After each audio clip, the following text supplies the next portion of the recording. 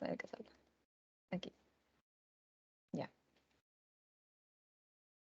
Ya, chicos. Entonces, como les decía, en las funciones del tórax teníamos lo que era la respiración, que involucraba lo que era la hematosis, que es el intercambio gaseoso. La misma propia respiración, que involucra lo que es el músculo diafragma, que es encargado del 50% de la función, junto con quién, con la pared torácica y las costillas. Estos tres van a encargarse de lo que es la función de la respiración, ¿no? Hacen que los tres que se expanda el tórax. Luego tenemos la función de protección. Les había dicho a quién iba a proteger órganos vitales como por ejemplo pulmones, corazón. En el caso a nivel del abdomen, en el lado derecho está nuestro hígado y en el lado izquierdo está el lóbulo izquierdo de este hígado. ¿Ok? Y en la parte dorsal ya tendríamos a los riñones. En este caso el riñón derecho mediante lo que es el 12º arco costal. Otra función tenemos lo que es la conducción, ¿no? Conductos como conducto digestivo, acá tenemos al esófago, ¿verdad? Que acá llega y comunica a la cavidad abdominal. Vamos a encontrar nervios, vamos a encontrar también conductos respiratorios, como lo que es la tráquea, que llega a través de los bronquios hacia los pulmones y finalmente también encontramos lo que son linfáticos a ese nivel. El tórax parietal lo vamos a dividir en partes duras, que vendría a ser la jaula torácica, ¿ok? Y partes blandas, que es la parte muscular. Vamos a empezar con este primero, ¿ok? Con este de acá. Partes duras que involucran lo que son las vértebras torácicas, que son 12, los arcos costales, que son 12, y el esternón, que es por delante. Vamos con lo que es jaula o caja torácica. Primero la estructura. Es una estructura osteocartilaginosa. Está conformada por lo que es hueso y cartílago. ¿Qué encontramos acá? Las vértebras torácicas, ¿no? En la parte de atrás. Acuérdense, son 12 vértebras torácicas, desde T1 hasta T12. Luego seguimos con los arcos costales. Acuérdense que los arcos costales tienen que ver con dos elementos que vendría a ser la parte de la costilla, ¿no? La costilla y lo que es el cartílago costal. ¿Ya? Esos dos forman un arco costal. La costilla más el cartílago costal. Esto está en la parte posterolateral. Y en la parte anterior vamos a encontrar lo que es el esternón. Todo esto es el esternón. ¿Ya? Todo esto de acá. Todo eso es el esternón. Seguimos. ¿Qué forma tiene la jaula o caja torácica? Tiene una forma cónica, ¿verdad? Entonces va a tener un vértice proximal y una base distal. Vendría a abarcar todo esto de acá, pues, ¿no? Todo eso de ahí. A ver, esto de acá les van a preguntar seguramente. Límites y dimensiones. Tenemos límites, tenemos el ventral, el lateral y el dorsal. En el caso del ventral, en la parte anterior, ¿a quién encontramos? Al esternón, ¿verdad? A todo esto de acá, al esternón. En la parte lateral, ¿a quién encontraríamos? A los arcos costales. Y ustedes ya saben que arcos costales son estas dos, tanto el cartílago costal sumado a la costilla, ¿ya? Para ambos lados. Y dorsal, o sea, en la parte posterior encontramos lo que son las 12 vértebras torácicas, ¿ya? Las 12 vértebras torácicas, en la parte de atrás. ¿Cuáles son las dimensiones? En la dimensión external o ventral, ¿ok? Esta flechita roja, va a medir de 15 a 18 centímetros, ¿ya? En el caso de la costal o lateral, mide de 32 a 34 centímetros, y en el caso de lo que es este vertebral o dorsal, en la parte de atrás, mide 28 a 30 centímetros, ¿ya? Probablemente les pregunten esto. Ahora acá, les había dicho que tenía una forma cónica, ¿verdad? Como tenía una forma cónica, tenía la parte de arriba, que era el vértice, y la parte de abajo, que era la base.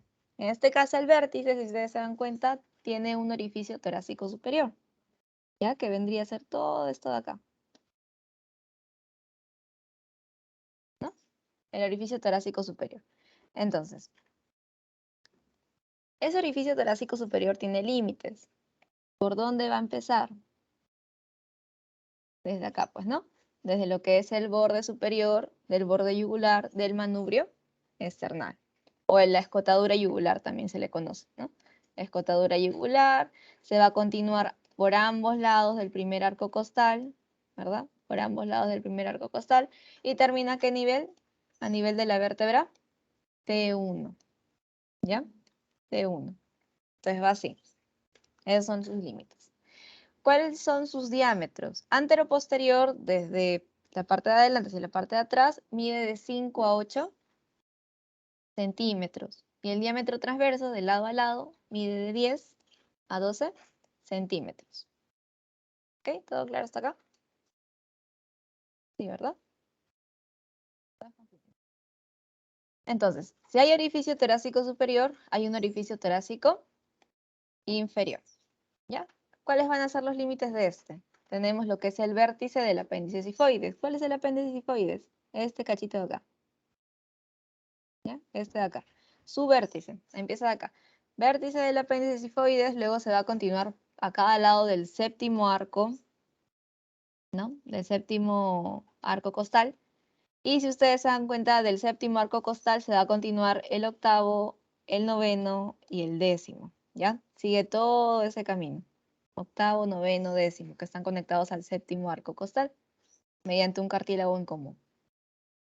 Y se continúa por el onceavo y doceavo, que ustedes ya saben que son flotantes. Y finalmente termina a nivel de T12. ¿Ya? Termina a nivel de T12 y así por el otro lado también.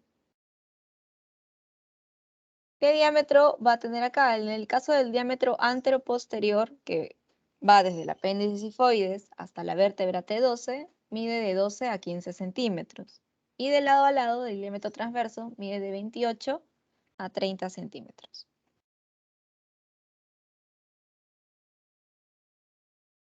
Ya. Entonces ya vimos en sí lo que es jaula torácica.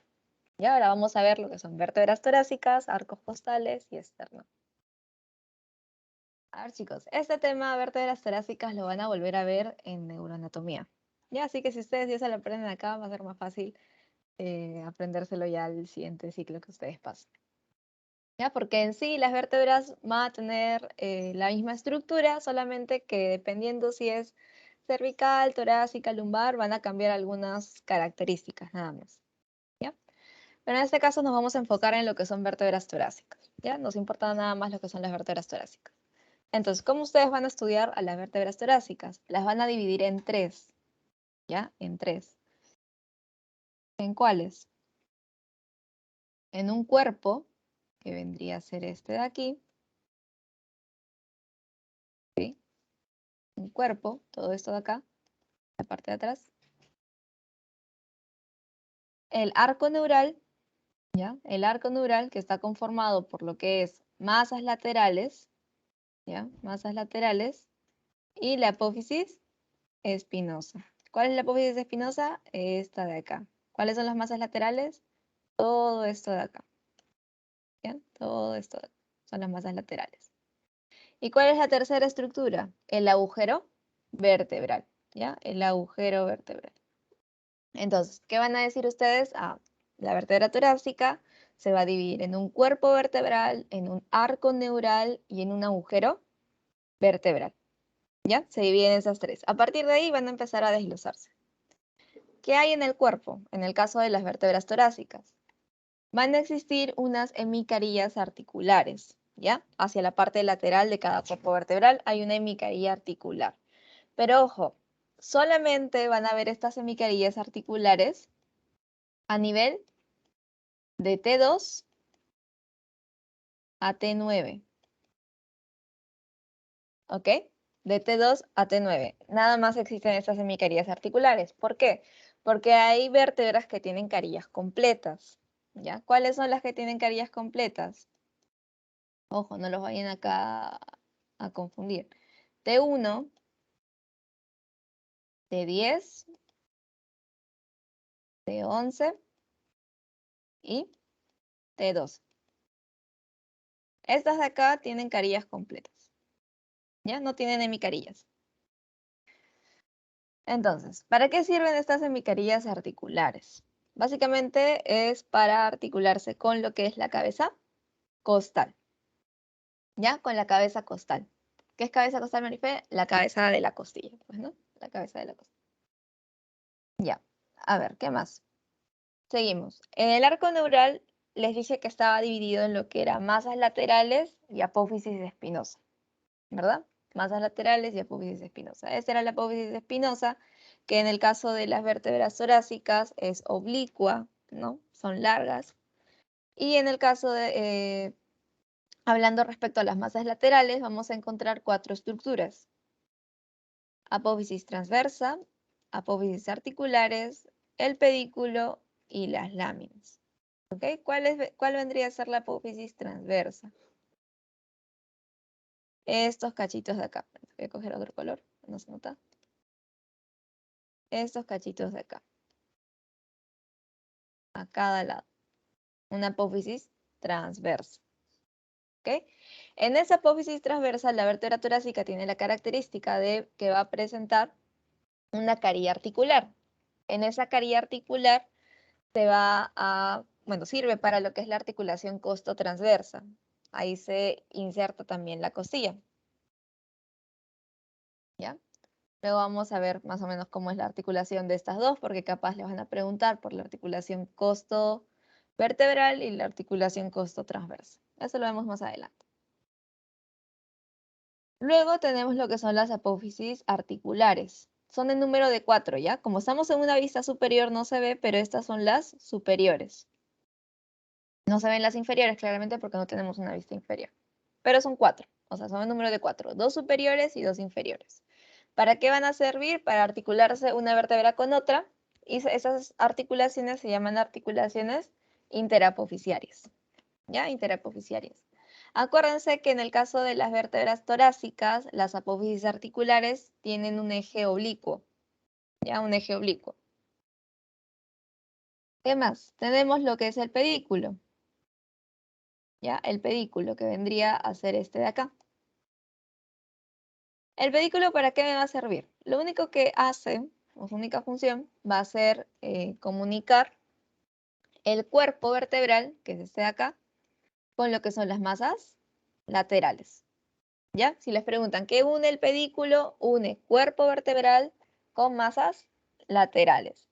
Si ponemos una vértebra encima, ¿no? De esta, lo que hace es formar los agujeros de conjunción. ¿Ya? Forman unos agujeros de conjunción en cada ladito. Y por esos agujeros de conjunción lo que hace es salir un nervio raquídeo a cada lado. Nervio raquídeo, nervio raquídeo. ¿Ya? ¿Qué más? Tenemos lo que son las láminas. Las láminas vendría a ser esta de acá. Ya a cada lado. En el caso de las vértebras torácicas, las láminas tienen la característica de que son cuadriláteras, es decir, su diámetro transverso y su diámetro vertical van a ser similares. ¿Ya? ¿Qué es lo que va a hacer la lámina? Une masas laterales, pero ¿con quién? Con la apófisis espinosa. No se vayan a confundir. Pedículo une cuerpo vertebral con masas laterales. Lámina une masas laterales con apófisis espinosa. ¿Ok? Y finalmente tenemos la tercera, que es el agujero vertebral, que la única característica en este caso en las vértebras torácicas es que es circular y es de tamaño mediano. ¿Ya? Nada más. Acá les vendría a dar el ejemplo. La lámina, en este caso de las vértebras torácicas, es cuadrilátera. Ya saben, une masas laterales con apófisis espinosa. En el caso del agujero vertebral, es circular, ¿ya? Y es de tamaño mediano. Acá también está lo que les mencioné. En el caso de las semicarillas, lo único que tienen que ustedes resaltar que carillas completas, ¿qué vértebras son las que tienen? T1, T10, T11 y T12. Es decir, de T2 a T9 tienen hemicarillas. T1, T10, T11 y T12 tienen carillas completas. Lo que les mencioné de la apófisis articular, ¿no? Tiene un eje oblicuo, hay una difícil espondilolistesis. ¿Qué es espondilolistesis? Es cuando se desplazan las vértebras, ¿no? Esta es más fácil a nivel cervical y a nivel lumbar, no a nivel torácico. justamente por el eje oblicuo. Ok, ya, seguimos. Esto acá, que también capaz les pregunto. Las apófisis espinosas tienen cierta característica dependiendo de qué número de vértebra torácica estemos hablando. Si estamos hablando de la vértebra T1 hasta la vértebra T3, fíjense que su apófisis espinosa, su borde inferior va a llegar al mismo borde inferior del cuerpo vertebral, de esa vértebra. ¿Qué sucede si hablamos de vértebras de T4 a T7? Su borde inferior de esta apófisis espinosa llega a la mitad del cuerpo vertebral de la vértebra que sigue, o sea que está por debajo, a la mitad. Y en el caso de la vértebra T8 a T12, su borde inferior va a llegar al borde inferior del cuerpo vertebral de la siguiente vértebra, ¿no? O sea, de la vértebra que está por debajo. Sí. Esto, fijo, les preguntan capaz. No sé si en pasito o en examen, pero esto les pregunto. Ya, entonces ya vimos vértebras torácicas. ¿Ok? Vértebras torácicas, que son 12. Ahora vamos a ver los arcos costales. Entonces, esos son los arcos costales, lo que conformaría mayormente a lo que es la caja torácica. Entonces, ya les había dicho que los arcos costales estaban conformados de dos estructuras. La parte que ven media blanquecina, ploma, vendría a ser el cartílago costal, y a la parte amarilla, ¿no? Vendría a ser la porción del hueso, o sea, de la costilla, ¿no? Sumando esto, tenemos lo que es el arco costal, los dos. Entonces, las costillas, en este caso, se van a clasificar en tres. Tenemos costillas verdaderas, tenemos costillas falsas y tenemos costillas flotantes. ¿Ok? En el caso de las costillas verdaderas, ¿por qué se les llama así? Porque van a llegar directamente, ya, llegan directamente al esternón. ¿De quiénes estamos hablando? De la primera, de la segunda, de la tercera, de la cuarta, de la quinta, de la sexta y de la séptima. Las 7 primeras van a llegar directamente al esternón. ¿Qué sucede con las falsas? ¿Qué sucede con las falsas? ¿Por qué se les llama así? Porque llegan indirectamente al esternón. Es decir, van a llegar mediante el séptimo arco costal, se van a unir justamente a este cartílago. Fíjense. La 8, la 9 y la 10 se unen mediante un cartílago en común, ¿verdad? Al esternón. Por eso se llaman falsas. Y luego tenemos lo que son las flotantes, ¿no? Flotantes, ¿por qué? Porque no llegan al esternón. Y son las dos últimas, la 11ª y la 12ª. ¿Ya?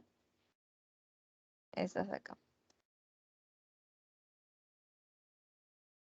Esas no llegan al esternón. Se les conoce como flotantes.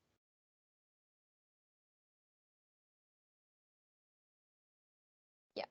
Entonces, acá vamos a ver precisamente lo que es la costilla, el hueso, la parte de las costillas. Vamos a ver que presenta una diáfisis, es decir, un cuerpo. Vemos que tiene dos caras, una cara lateral que está por el lado exterior, ¿no? Y una cara medial, que es ya la parte interna. Vemos que hay bordes, tenemos lo que es el borde superior, ¿verdad? Tenemos lo que es el borde inferior, y en ese borde inferior vamos a ver un canal, ¿no? El canal costal. Por este canal va a pasar lo que es el van intercostal, vena, arteria, nervio intercostal, ¿ya? Por ese canal costal. Y como haciendo la curvita, tenemos acá lo que es el ángulo costal. En el caso de las epífisis, tenemos una epífisis posterior o vertebral, ya se llama así porque esta es la que se va a unir con lo que son las vértebras. Tenemos lo que es la cabeza costal. Esta cabeza costal se divide en lo que es carilla superior, cresta y carilla inferior. Tenemos lo que es el cuello y tenemos lo que es la tuberosidad costal. ¿Ya? Y también tenemos lo que es la epífisis anteriorocondral, que esta ya es para el cartílago, pues, ¿no? Acá está el cartílago. Vamos a ponerlo de color celeste. Acá piensen que se une el cartílago. Ok. Esas son las dos articulaciones que necesito que se las aprendan, ¿ya? Porque les pueden preguntar y se pueden confundir porque están cerquita. Entonces está la articulación costovertebral y la articulación costotransversa. Cuando te dicen costovertebral, acá ya tienes que deducir. Vertebral, ¿por qué me dicen vertebral? Ah, porque se va a articular con el cuerpo vertebral, ¿no? La hemicardia articular del cuerpo vertebral se va a articular con la carilla articular de lo que es la cabeza costal. Y si te dicen articulación costotransversa, me fijo en acá que dice transversa, entonces esta se tiene que articular con la apófisis transversa de mi vértebra. Entonces la carilla articular, ¿no?, de la apófisis transversa se va a articular ¿con quién? Con la tuberosidad costal. Aquí, con la tuberosidad costal. Acuérdense, esto es la tuberosidad costal. Esta cosita de acá, que está en la epífisis posterior o vertebral. Entonces acuérdense de esas dos articulaciones, que puede ser que les venga. Entonces ya están arcos costales, vamos a pasar a esternón. Ya chicos, este es un esternón, ustedes ya lo habrán visto. ¿De qué está compuesto? De un manubrio esternal, del mismo cuerpo del esternón y también de un apéndice sifoides o proceso sifoides. Ya de las dos formas se le puede llamar. Este proceso sifoides o apéndice sifoides tiene un agujero, ya que es el agujero sifoideo. Entonces, vemos acá, en el caso del manubrio esternal, vemos que acá hay un borde superior que representa lo que es la escotadura yugular. Es el borde superior del manubrio. Luego, acá, esto va a servir para la articulación esternoclavicular, es decir, acá va a llegar lo que es la clavícula, ¿verdad? Esto de acá es la articulación manubrio esternal, ¿ya? También se le conoce como ángulo de Lewis, ¿ya? Ángulo de Lewis o articulación manubrio esternal. Luego tenemos lo que son las escotaduras intercostales y la escotadura costal. Entonces, bueno, y esta de acá, ¿no? La articulación sifoesternal, que lo que hace es unir el apéndice sifoides con lo que es el cuerpo del esterno. Entonces les dije que había escotadura costal y había escotadura intercostal. Es como dejando uno. Empiezas con escotadura costal, sigue la escotadura intercostal. Escotadura costal, escotadura intercostal. Y así, ¿no? En este caso son 7 escotaduras costales. Pues chicos, 7. Entonces, acá lo que tienen que saber que a nivel de la articulación manubrio esternal o a nivel del ángulo de Lewis, va a llegar lo que es la escotadura costal 2. ¿Ya? La escotadura costal 2. O la segunda escotadura costal. ¿Llega a dónde? A la articulación manubrio esternal. ¿Ya? O ángulo de Lewis. Al cuerpo, ¿quiénes van a llegar? Llegan el tercero, el cuarto, el quinto y el sexto arco costal. ¿Sí, chicos? El tercero, el cuarto, el quinto y el sexto arco costal. ¿Ya? Y la séptima va a llegar a lo que vendría a ser la articulación sifoesternal, a este nivel. ¿Ya? La séptima. Llega a nivel de la articulación sifoesternal. Entonces, repito. A ver acá. En lo que es escotadura costal, 1 llega al manubrio. ¿Ya? Ahí llega el primer arco costal. Cuando yo digo escotadura costal 1 es porque estoy hablando del arco costal, ¿ya? Ahí se va a articular lo que es el arco costal, el primer arco costal. En el caso de la articulación manubrio esternal, a ese nivel llega el arco costal 2, o sea, el segundo arco costal. Y a nivel del cuerpo llega el tercero, el cuarto, el quinto y el sexto. ¿Ya? Tercero, cuarto, quinto y sexto. ¿Ya? A nivel del cuerpo. Ahí se van a articular. Y en el caso de la articulación tifo external, a ese nivel llega lo que es el séptimo arco costal, o sea, a este nivel está la escotadura costal 7, ¿ya? Ahí llega el séptimo arco costal. ¿Qué más? También tenemos inserciones de músculos. A nivel del manubrio va a llegar lo que es el músculo esternocleidomastoideo. A nivel del cuerpo llega el músculo pectoral mayor. Y a nivel del apéndice sifoides va a llegar el músculo recto abdominal. Hola, mamita, buenos días. Ok, chicos. Entonces, Bien, mamacita, gracias a Dios tú. chicos, ¿alguien tiene el audio prendido, me parece? Ok, ya. Ya, chicos. Entonces, terminamos con lo que es las partes duras de la jaula torácica. ¿Ok? Esta parte ya está. Entonces, nos falta la segunda parte, que vendría a ser las partes blandas, la parte muscular, donde vamos a encontrar músculos, fascias y espacios intercostales. ¿Ok? Esta parte de acá la vamos a dividir por regiones. Una región ventrolateral, una región dorsolateral y una región diafragmática o inferior. En el caso de la región ventrolateral, ¿ya? Está dividida por una parte external, una parte subclavicular, una parte pectoral y una parte mamaria. Pero primero vamos a ver lo que son los límites en sí de lo que es la región ventrolateral. Esto, por eso yo consideraba que era importante que primero sean los temas de parcial y los temas de final, porque hay cosas que a ustedes se les haría muchísimo más fácil entender si ya los hubieran visto, como por ejemplo lo que es la parte de la región pectoral, ¿no?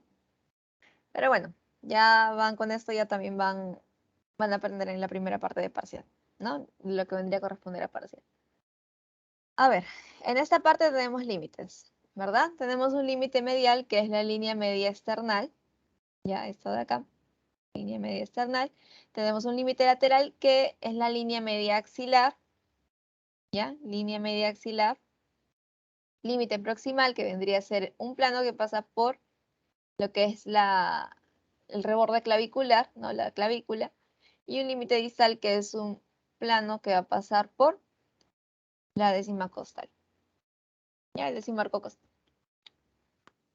Entonces, ustedes ya saben, no sé si llegaron al tema de planos de disección, que primero son las capas, ¿no? Primero que observamos la piel, sacamos la piel, encontramos lo que es el tejido celular subcutáneo, sacamos el tejido celular subcutáneo y encontramos lo que es la fascia. Ya acuérdense que todo lo que está por encima de la fascia, o sea, todo lo que está por encima de esta, van a ser estructuras superficiales. ¿Ya? Si encontramos venas, arterias, son superficiales. Si están por debajo de la fascia, ya son estructuras profundas, ¿ya? Como los músculos y ya, bueno, el plano óseo, pues, ¿no? Entonces, esta parte de lo que es la región ventrolateral la vamos a dividir en ventral, lateral y distal, ¿ya? Y en cada parte vamos a encontrar músculos. Tenemos en la parte ventral tenemos lo que es el músculo pectoral mayor, el músculo pectoral menor y el músculo subclavio. En la parte lateral tenemos al músculo serrato mayor o anterior y en la parte distal tenemos lo que es el recto abdominal y el oblicuo mayor del abdomen. Entonces, este musculito seguramente ya lo has visto por el primer tema que les llegamos a dictar de Anato 1. Es el músculo pectoral mayor. Ustedes ya saben que tiene inserción medial o proximal e inserción lateral o distal, ¿verdad? Para recordar, ¿cuál vendría a ser la inserción medial o proximal del músculo pectoral mayor? Acuérdense, 2/3 del borde medial de la clavícula, ¿verdad? Borde medial, acuérdense que está en el borde también anterior, ya en la parte medial.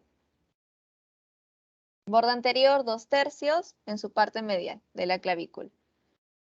¿Qué más? En la cara anterior del esternón, ¿ya? Del manubrio y cuerpo, se va a insertar ahí.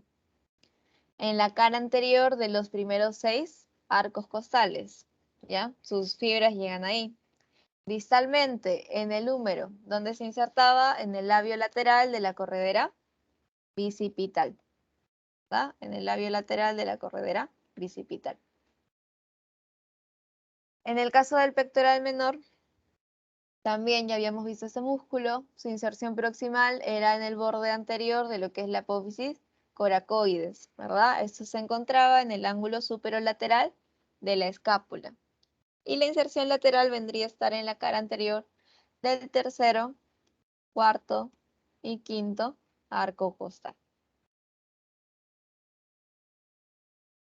Tenemos el músculo subclavio, también es un músculo chiquitito que está acá.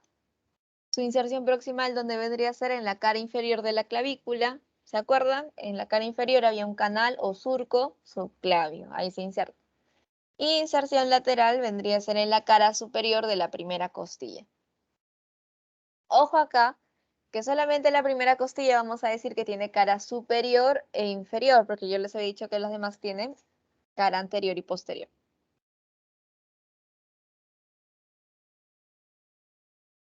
Seguimos acá en el lateral.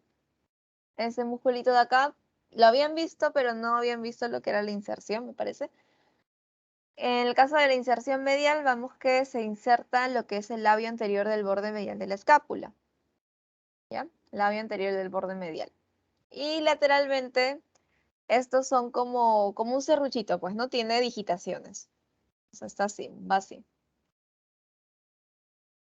Entonces, esas digitaciones van a llegar a la cara lateral de la novena a décima costilla, pero las 9 o 10 primeras.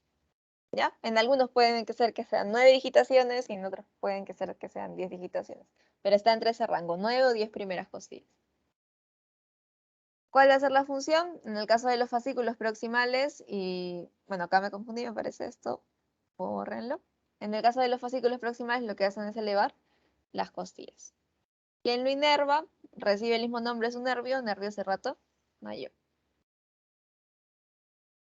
Y en la parte distal, estos sí son músculos que recién los van a ver, que me parece que es el recto abdominal, que este es el que conocen como los famosos cuadraditos, ¿no? Que se le forman a las personas cuando hacen bastante ejercicio. Tiene inserción superior, ¿dónde? En el apéndice sifoides y también en lo que es el cartílago costal quinto, sexto y séptimo. Distalmente, su inserción inferior va a llegar hacia lo que es el borde superior del pubis, a la sínfisis púbica y a la espina del pubis. Y por último tenemos al oblicuo mayor del abdomen, ¿vale? Que está su inserción superior en lo que es la cara interna de las 6 últimas costillas. ¿Ya? Cara interna de las 6 últimas costillas. Y su inserción inferior está en el labio externo de la cresta ilíaca, en la espina ilíaca anterosuperior y en el pubis. Entonces, estos musculitos son los que pertenecen a lo que vendría a ser la región ventrolateral, ¿no? Solamente que los hemos dividido en una parte ventral, en una parte lateral y en una parte distal. Seguimos con la región dorsolateral. ¿Vale? En esta región dorsolateral, ¿cuáles van a ser sus límites? Tenemos al límite medial, que es una línea vertical, ¿vale? Que pasa por fuera de la región dorsal. Tenemos un límite lateral, que está por la línea axilar media. Límite proximal, que es un plano que va a pasar por lo que es la vértebra T1, la primera vértebra torácica.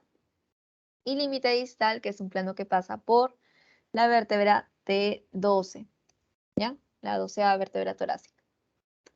¿Qué encontramos acá? Al músculo dorsal ancho. Es un músculo que ya ustedes habían visto. No sé si en su totalidad, pero ya habíamos visto esto en primer tema. Su inserción medial, ¿dónde va a ser? En el vértice de la apófisis espinosa, de la séptima vértebra hasta L5. ¿Ya? Es decir, de la séptima vértebra torácica, o sea, de la vértebra torácica número 7, hasta L5 llega, hasta la vértebra lumbar 5. ¿Ya? Acá, a este nivel, hay un ligamento que se le llama ligamento epiespinoso, se inserta ahí. También va a llegar a lo que es la cresta sacra, ¿ya? Esa es su inserción medial. Lateralmente, ¿a dónde va a llegar? A la cara externa de la cuarta a sexta última costilla, ¿ya? Las 4 a 6 últimas costillas, ahí se llega a insertar. También va a estar en el labio lateral, en su tercio posterior de la cresta ilíaca. También se inserta en lo que es la fascia lumbosacra y ustedes ya saben que va a llegar a nivel del húmero al fondo de la corredera bicipital, fondo intersticio de la corredera bicipital, ¿ya? Mediante un tendón ancho y nacarado. Su función va a ser inspirador y expirador accesorio, lo que hace es aducir, ¿no? Extender y rotar medialmente el húmero. ¿Quién lo inerva? El nervio torácico dorsal, sus ramas C6 a C8 y T6 a C4, ¿no? Sus ramos dorsales. Luego, a ese nivel también vamos a encontrar lo que es los músculos intercostales externos, músculos intercostales internos, ¿no? Pero acá hay unos planos que debemos tener en cuenta. Primero lo que vamos a encontrar, ya, en primer lugar lo que vamos a encontrar es el músculo intercostal externo. Si sacamos el músculo intercostal externo, ¿qué encontramos? A la fascia intercostal. Si sacamos la fascia intercostal, ¿a quién encontramos? A un espacio intermuscular, que es para el vano intercostal. Vena, arteria, nervio intercostal. Retiramos eso, encontramos al músculo intercostal interno. Retiramos eso, encontramos a la fascia endotorácica. Retiramos eso, encontramos a los músculos supracostales. Retiramos eso y encontramos a los músculos infracostales, que son rudimentarios, es decir, que puede ser que estén, puede ser que no estén. ¿Ya? Entonces va así. Esta es la parte externa y esta es la parte ya más profunda, que es la parte interna. ¿Ya? Así son los planos. Entonces, en el caso de que ustedes hubieran tenido, o capaz si volvemos al establecimiento de la universidad, para que puedan reconocer en el cuerpo, cuáles son los músculos intercostales externos, cuáles son los músculos intercostales internos, ¿no? Antes lo que hacían era ponernos un alfiler, nada más. Nos ponían un alfiler y nos decían que dijéramos el músculo. Entonces, ¿cómo sé cuándo es externo, cuándo es interno? Si se dan cuenta, los músculos intercostales externos se acercan más a lo que es la parte lateral y sus fibras van de afuera hacia adentro, ¿no? Van así, de afuera hacia adentro. ¿Ven? Van así. ¿Dónde cojo la pluma? Si se dan cuenta, van así. Sus fibras, ¿no? De afuera hacia adentro. ¿Cuál es su inserción proximal del músculo intercostal externo? En el borde inferior de lo que es el cartílago costal y en el labio lateral del canal costal. ¿Ya? Su inserción distal va a llegar al borde superior costal. ¿Cuál es su función? En el caso van a cumplir la función de inspiradores accesorios, los 6 proximales, ¿no? Los 6 primeros músculos intercostales externos, proximales. Y los expiradores accesorios van a ser los 6 distales. ¿Ya? Los 6 distales, los 6 últimos músculos intercostales externos. Luego vendría a ser este con número 2. ¿Ya? El músculo intercostal interno, que en este caso, si ustedes se dan cuenta, sus fibras son de adentro hacia afuera, de adentro hacia afuera, de adentro hacia afuera. ¿Cuál es su inserción proximal? Es el labio medial del canal costal y su inserción distal es el borde superior costal. De igual forma, cumplen la misma función. Los inspiradores accesorios van a ser los 6 primeros y los expiradores accesorios van a ser los 6 últimos, los 6 distales. Ya, aquí, vasos y nervios intercostales. Tenemos acá las arterias intercostales. Ustedes van a tener que aprenderse esto y es mejor que lo dibujen. Es más fácil, creo que se les queda más fácil si lo dibujan. Tenemos a las arterias intercostales posteriores, a las arterias intercostales anteriores, a las arterias intercostales laterales. ¿Vale? De acá lo que le van a preguntar es dónde se origina, o sea, de dónde salen las arterias intercostales posterior, o la tercera, o la sexta, cosas así, ¿no? Entonces, empezamos con ¿quién? Con arterias intercostales posteriores, ¿ya? Estas posteriores. Entonces, las 3 primeras arterias intercostales posteriores, es decir, del primer espacio, segundo espacio, tercer espacio, ¿de dónde provienen? provienen de la arteria intercostal póstero superior. ¿Ya? Provienen de esta arteria intercostal póstero superior. Y esta arteria intercostal póstero superior, ¿de dónde proviene? Siempre pregúntese, ¿de dónde proviene esta arteria? Ah, proviene del tronco costo cervical.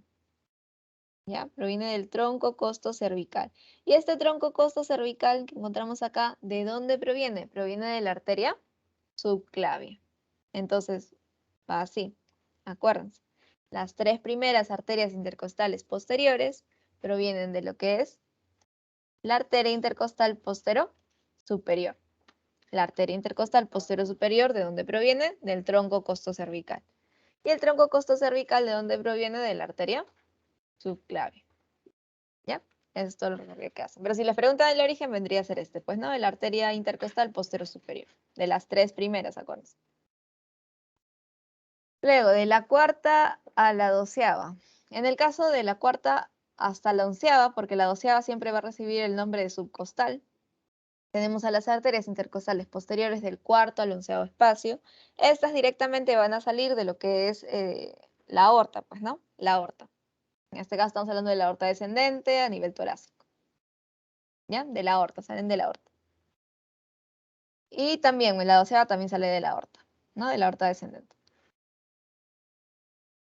Ya, entonces terminamos con lo que son las intercostales posteriores, vamos con las intercostales anteriores.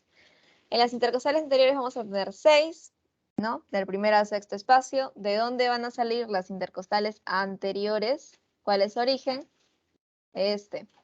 Arteria torácica medial. ¿Y de dónde? ¿Rama de quién es la arteria torácica medial? De la arteria subclavia. ¿Ok? Esa fue una pregunta, si no me equivoco. Luego tenemos las arterias intercostales laterales. Son 3. La primera, acuérdense que proviene ¿de quién? De la arteria torácica acromial. Y la arteria torácica acromial sale de lo que es la arteria axilar. ¿Ya? De la arteria axilar. Y el segundo y el tercero, ¿ya? Provienen de lo que es la arteria torácica lateral. ¿Ya? Y esta arteria torácica lateral proviene también de la arteria axilar. ¿Ya? De la arteria axilar. A las arterias intercostales, ahora vamos a ver lo que son las venas intercostales posteriores. En el caso de esto también les recomiendo dibujar, ¿ya? Porque me parece que cuando hagamos mediastino, vamos a este dibujo de acá, le vamos a sumar más venas. ¿Ok? Empezamos acá, entonces. Tenemos esto de acá que vendría a ser la vena cava superior, ¿ya? A esta vena cava superior va a llegar lo que es el callado de la vena cigos mayor, ¿ya? A drenar ahí, a drenar sangre ahí. Esta vendría a ser la vena cigos mayor, su callado, drena en la vena cava superior. También tenemos a la vena hemiácigo superior, ¿verdad? Esta vena hemiácigo superior vemos que va a drenar también a la vena cigos mayor. Y esta vena hemiácigo inferior también drena a nivel de la vena cigos mayor. Entonces empezamos con las intercostales. Las de este lado vendrían a ser vena intercostal posterior izquierda, ¿ya? Acuérdense que acá ahorita es como si la persona nos estuviera mirando a nosotros fijamente, ¿no? Si estuviera así la persona. Entonces plántenlo ahí, ¿ya? Esta es la parte izquierda y esta es la parte derecha. Entonces, tenemos acá, todas estas de acá vendrían a ser las venas intercostal posterior izquierda, solamente que sería primera vena intercostal posterior izquierda, segunda vena intercostal posterior izquierda, tercera vena intercostal posterior izquierda, y así sucesivamente hasta el 11, porque ustedes ya saben que la 12ª recibe nombre de subcostal. Entonces, las 6 primeras van a drenar ¿dónde? A la vena hemiácigos superior, ¿ya? Vena hemiácigos superior, las 6 primeras. Y esta vena hemiácigo superior va a drenar a la ácidos mayor, ¿a qué nivel? A nivel de T7, de la vértebra T7, ¿ya? Luego tenemos a esta vena hemiácigos inferior. ¿A quién va a llegar acá? La 7ª, la 8ª, la 9ª la décima y la onceava. ¿Ya? Esas llegan a drenar sangre a esta vena hemiácigos inferior, o también se le conoce como ácigos menor, y esta lo que hace es drenar a la vena ácigos mayor, pero ¿a qué nivel? A nivel de T8. Puede que les pregunten esto, ¿a qué nivel drena la vena hemiácido superior a la vena ácigos mayor? A nivel de T7. ¿A qué nivel drena la vena hemiácigos inferior, o también llamada vena ácigos menor, a la vena ácigos mayor? Drena a nivel de T8, ¿ya? De la vértebra T8. Ok, entonces seguimos.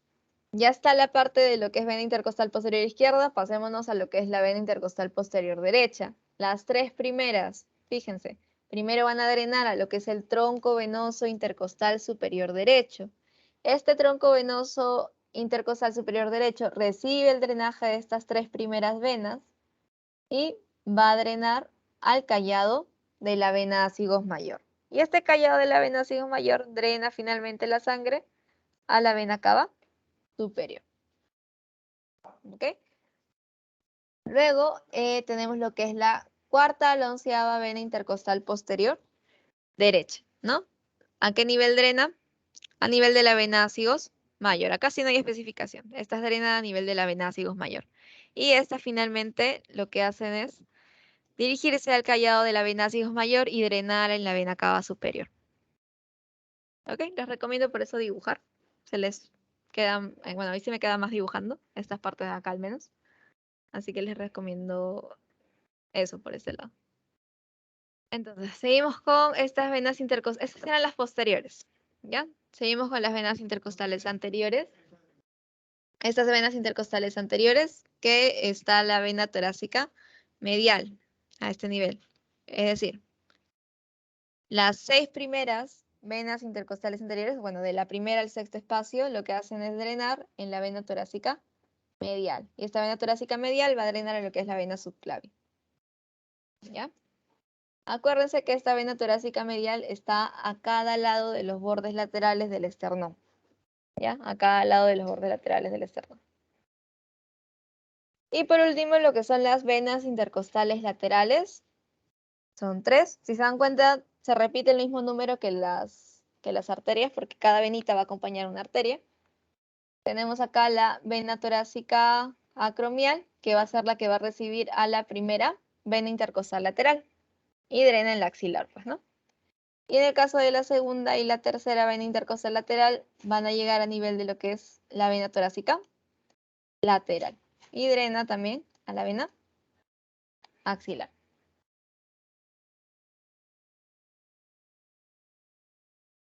En el caso de los nervios intercostales, van a haber nervios intercostales intrínsecos, van a haber nervios intercostales extrínsecos.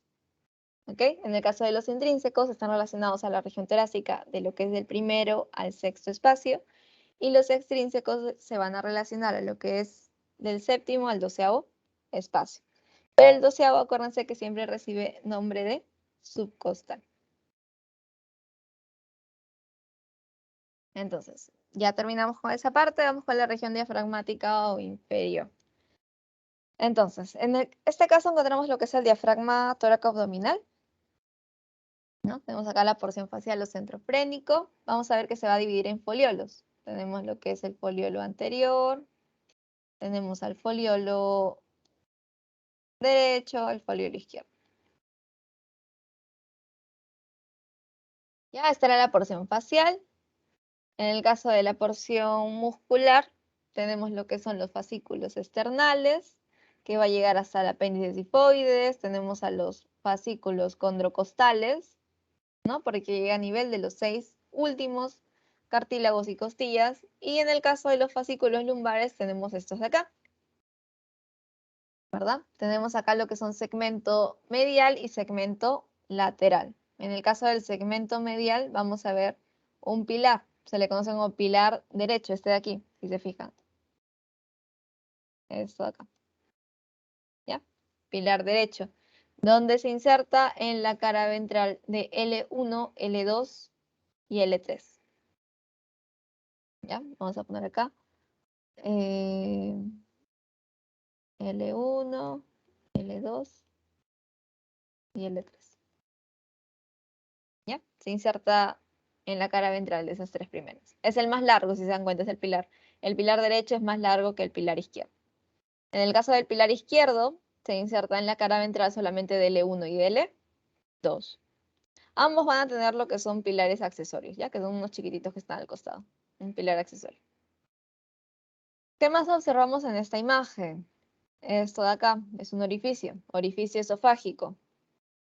¿Para qué se llama así o por qué se llama así? Por ese nivel va a pasar lo que es el esófago, a nivel de T10. Acuérdense, a nivel de T10, el esófago va a atravesar el diafragma. Tenemos otro orificio que es el orificio aórtico, que a ese nivel, a nivel de T12, lo que hace es la aorta atravesar el diafragma, ¿no? Atraviesa el diafragma a nivel de T12. Ya, esto es con respecto al segmento medial. A respecto al segmento lateral, a cada lado, tenemos lo que es el arco del psoas. Ya, tenemos acá lo que es el ligamento arqueado medial. Tenemos también al arco cuadrado lumbar, que este vendría a ser el ligamento arqueado lateral.